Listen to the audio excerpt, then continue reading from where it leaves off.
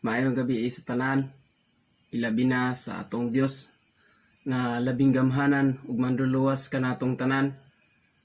Ako karon si Monsignor Godofredo Reyes sa Church the Body of Christ, ang kasamtangang General Secretary. Sa ngalan sa atong bugtong ug buhi nga Dios nga si Ginoong Kristo o sa Iglesia ang lawas ni Kristo kung Church the Body of Christ, akong itunol akong dakong pagyukbog pagtahod kaninyong tanan, maayong gabi kaninyong tanan.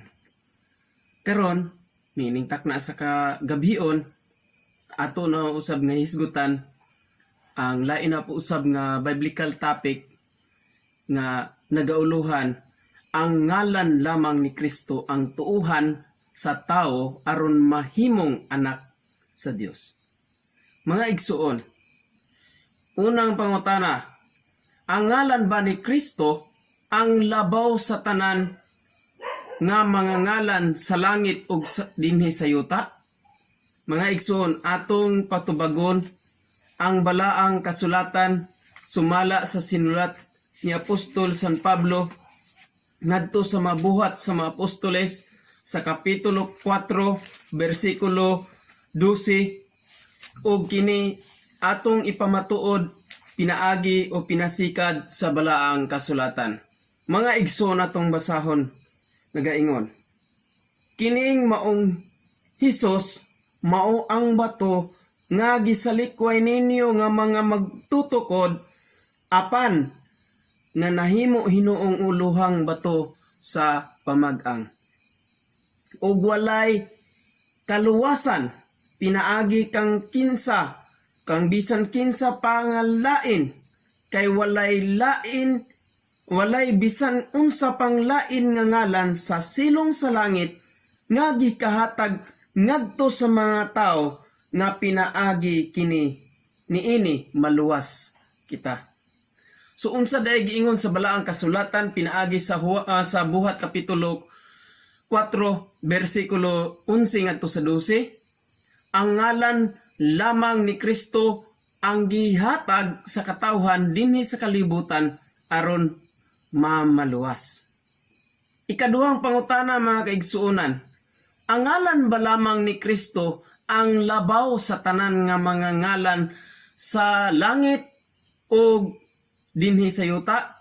Mga igsuon, ang atong patubagon kining balaang kasulatan, atong subayon ug atong sutaon ang sinulat ni Apostol San Pablo na usab ngadto sa taga Filipos, sa sinulat sa taga Filipos kapitulo 2 bersikulo 9 ngadto sa 11. Nagaingon, tungod niini ang Dios nagbayaw kaniya sa kahitasan ug nihatag kaniya sa ngalan nga labaw sa tanang mga ngalan, aron nga sa ngalan ni Hesus ang tanang tuhod mga piko tungod didto sa langit dinhi sa yuta ug sa ilalom sa yuta, ug ang tanan nga dila magasugid nga Ginoo si Hesukristo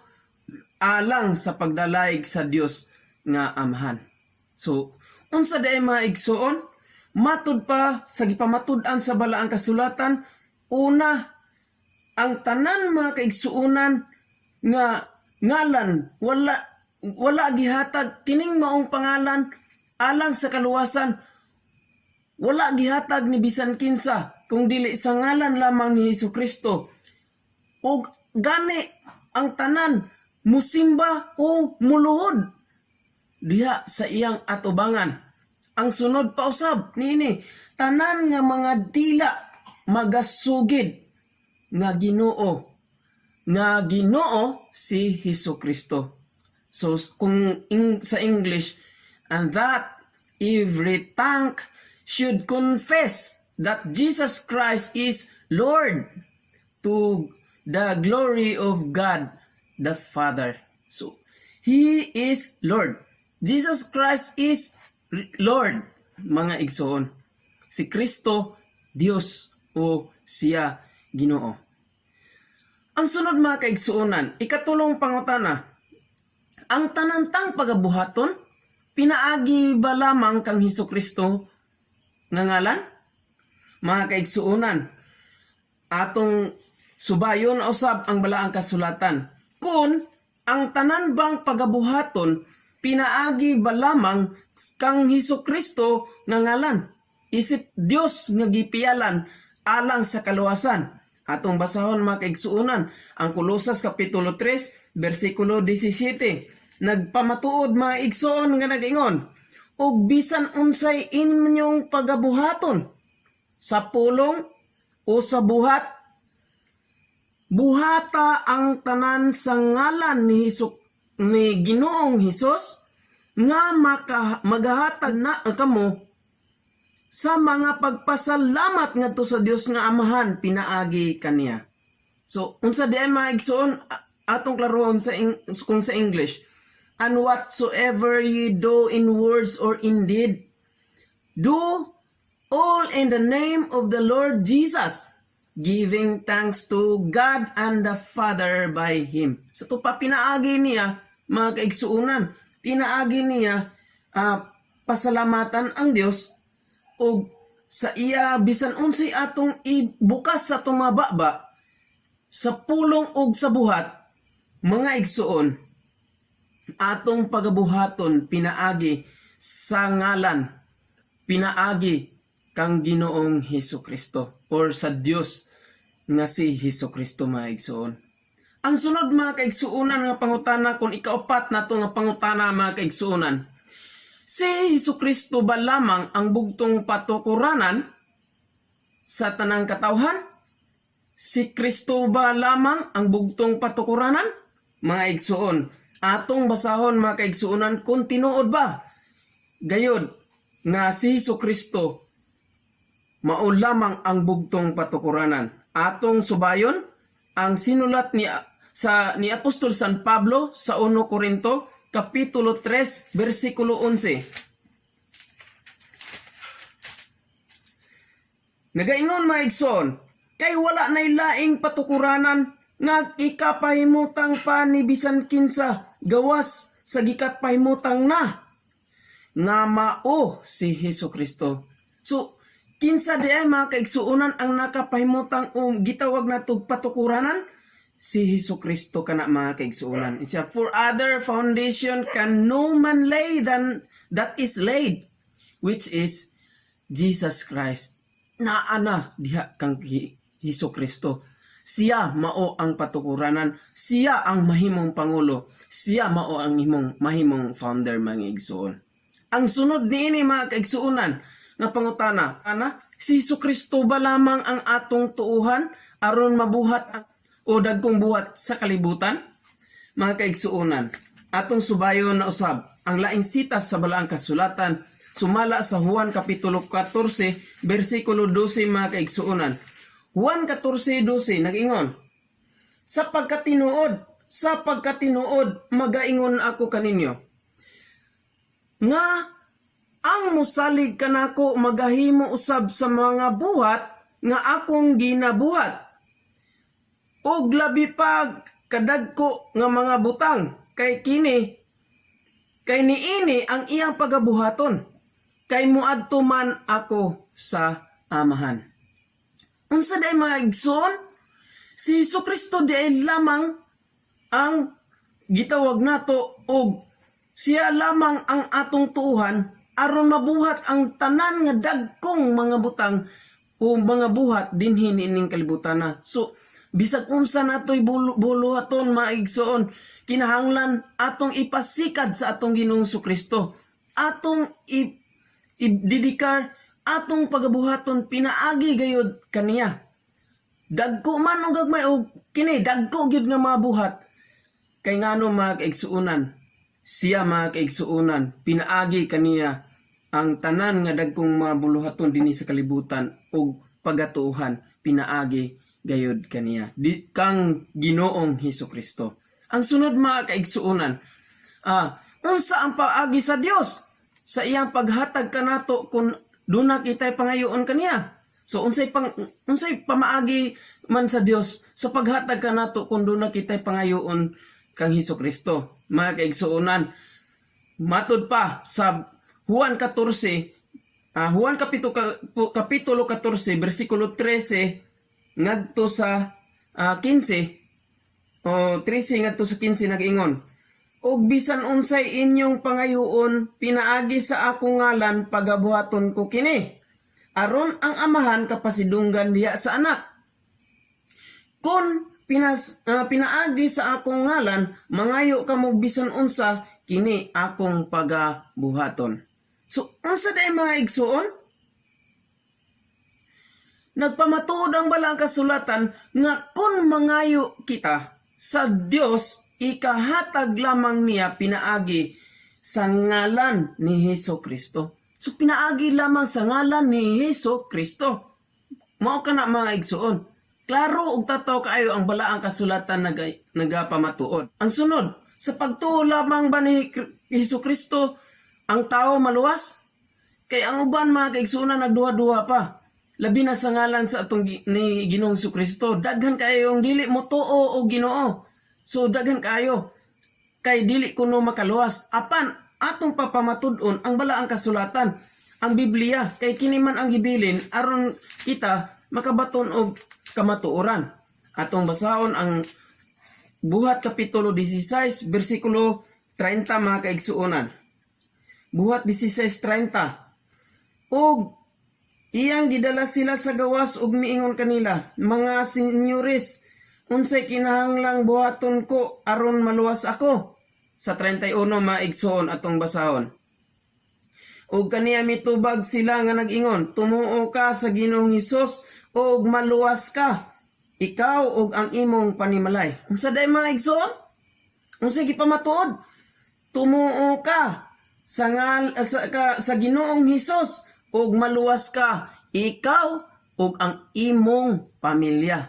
So basta diha sa pagtuo sa Ginoong Hesukristo mga kaigsunan, sa ngalan ni Ginoong Hesukristo, dili lang ikaw ang pagmaluwas kung dili apil ang imong pamilya kung ikaw nagatuo. So kung dako kag pagtuo sa tong Ginoong Hesukristo, mamaluwas bisan pa ang imong pamilya. Sunod diini mga kaigsunan ang pangutana, sa pagtuo ba sa ngalan ni Kristo nga mahimong anak sa Dios? Kay ang uban basin nagduha-duha pa nga dili mahimong anak sa Dios o dili mahimong anaa sa Dios. Atong basahon mga kaigsuonan ang Galacia kapitulo 3 bersikulo 16. Nag-iyon, karon ang mga saad gihatag kang Abraham og sa iyang kaliwat, wala ingna og sa mga kaliwatan nga daw ingon og daghan kundili sa imong kaliwat. Ingon nga usara nga mao si Kristo. Unsa day mga igsoon? Sa pagtuo lamang sa ngalan ni Kristo, kita makadawat og kinabuhing walay katapusan.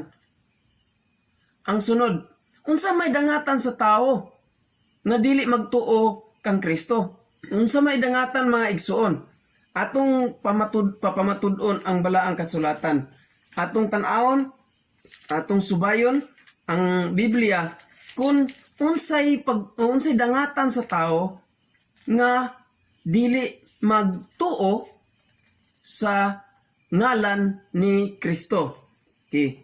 Atong basahon ang Juan kapitulo 3 bersikulo 18. Yun siya. Ang musalig kaniya dili paghukman sa silot, apan ang dili musalig nahinukman na sa silot, kay wala man siya mutuo sa ngalan sa bugtong anak sa Dios. So itong basahon sa English, for God sent not His Son into the world to condemn the world, but that the world through Him might be saved. He that believeth on Him is not condemned, but he that believeth not is condemned already, because he hath not believed in the name of the only begotten Son of God. So unsa day mga igsoon, kini mahimong condemn ang usa ka tawo kun dili gitawag na tog sinalikway, wala na, putol na sa iyang pagkinabuhi ni alang sa langit o alang sa Dios maigsoon. Kun pananglit wala na siya nagatuo ni Ginoong Kristo, they will turn into condemnation. Malaglag na kining mga katawhan nga dili mo tuo ni Hesukristo mga igsoon. Napagigipamuatuod mga kaigsuunan ang balaang kasulatan. Mateo kapitulo 16 bersikulo 15. Atong basahon mga kaigsuunan. Mateo kapitulo 16 bersikulo 15. Itong basahon. Og siya miingon kanila, apan kamo unsa may inyong isulti, kinsa man ako. So, iyang kuan ha, kinsa man ako. Si Simon Pedro mitubag nga nag-ingon, ikaw mao ang Kristo, ang anak sa Dios nga buhi. So, unsa di ay mga igsoon? Klaro kayo sa balaang kasulatan, atong mapamatud-an nga si Kristo di ay mga kaigsuonan, ang anak sa Dios nga buhi. Mga kaigsuonan, siya na ang nahimong gobernador sa atong kinabuhi. Siya na ang nahimong anaa sa atong kinabuhi. Gibayran kita niya sa iyang dugo aron pagwala sa kasalanan. Gilukat ta niya pinaagi sa iyang kamatayon didto sa cross. Subusa mga kaigsuonan, kining atong pagkinabuhi karon, sumala man sa balaang kasulatan, ato kining pamatud-an nga si Kristo anaa gayud kanato kung kita anaa usab kaniya. Atong basahon ang Galacia kapitulo 2 bersikulo 20. Unsya, gilansang ako sa cross uban kang Kristo. Okay. Kung dili na ako ang nabuhi, kung dili si Kristo ang nabuhi sa sulod nako, ug ang kinabuhi nga karon akong gikinabuhi sa lawas, akong gikinabuhi pinaagi sa pagtuo sa anak sa Dios nga nahigugma kanako ug mitugyan sa iyang kaugalingon alang kanako. Wala ko pakyasa ang grasya sa Dios, kay kun ang pagkamataron pinaagi pa sa pagbantay sa kasuguan naan si Kristo namatay, sa wala lang di ay hinungdan. So ang iyang kamatayon ug pagpakamatay alang kanato ug ang iyang ngalan mga kaigsuonan ipapatik sa atong tagsa-tagsa kakasing-kasing ug hunahuna, hinungdan nga mahimo kitang usa sa lawas ni Kristo. Mga kaigsuonan, mga lawas kita ni Kristo, kay si Kristo anaa na dinhi kanato ug kita anaa kang Kristo. Busa mga kaigsuonan, ang ngalan lamang ni Kristo ang atong pagatuuhan o hinungdan mga kaigsuonan na tao nga ang iglesia mao ang lawas ni Kristo. Mao kana nga giangko nato nga si Kristo anaa na dinhi kanato. Og mga kaigsuonan, nagkapasakop kita sa lawas ni Kristo nga mao gayod ang iglesia. Dinhi lang kutob ang atong mensahe mga igsuon.